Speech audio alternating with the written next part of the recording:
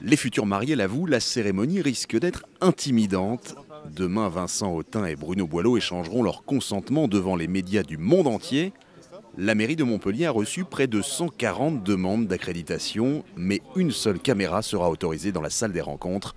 Les journalistes seront regroupés dans une autre partie du bâtiment. La cérémonie en elle-même, pour moi, doit être très respectueuse, très respectueuse. Il ne faut pas en faire, j'allais dire, un barnum, entre guillemets.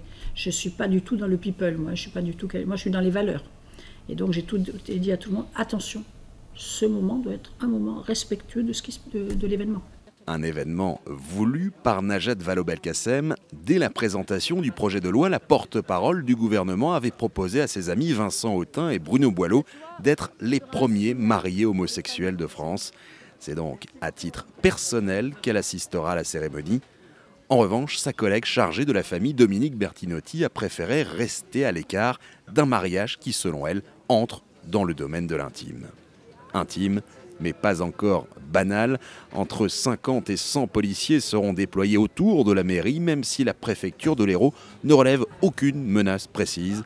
Et finalement, la cérémonie ne sera pas retransmise sur écran géant par mesure de sécurité.